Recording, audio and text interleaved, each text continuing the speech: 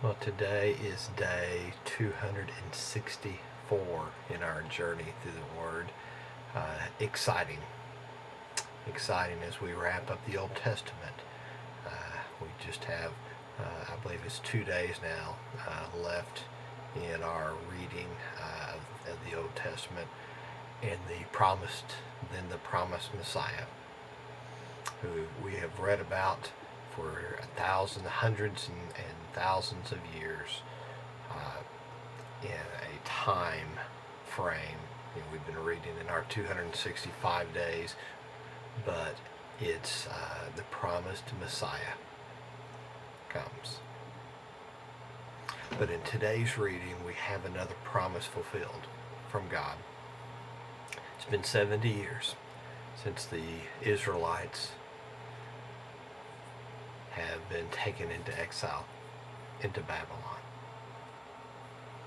And now the promise fulfilled is they returned home. In our reading today, it said out of 1 Chronicles 9, the people of Judah were exiled to Babylon because they were unfaithful to the Lord. The first of the exiles to return to their property in their former towns were the priest and the Levites. The first to return.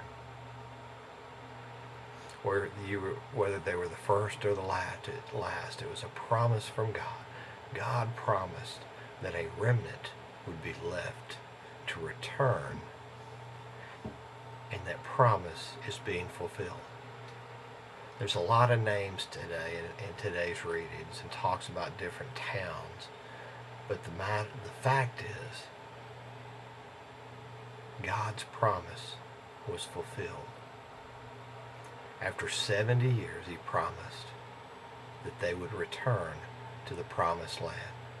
God makes that same promise to us. God will restore us. And not just partially, he will restore us fully. And we see that even in today's reading when he talks about just a couple examples, the chief gatekeepers. Says they would spend the night around the house of the Lord. And then the other various gatekeepers, some of the gatekeepers were assigned to care for the various articles used in worship. And the musicians lived at the temple. God did not bring the people home and keep them at a distance. Their relationship was restored fully, and that's what God's promise for us is when we go through the times through the desert or a time of exile. God will restore.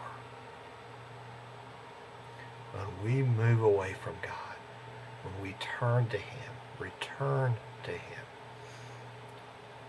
God will restore.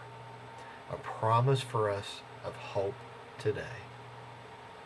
A promise as we prepare to move into the New Testament. God will restore. He loves us so much that he gave his one and only Son, that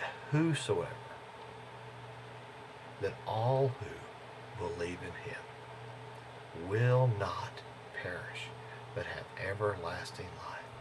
God restores fully. Words of hope for you today, words of hope for me today. I hope you have a good day, and I'll see you again tomorrow as we continue our journey through the Word.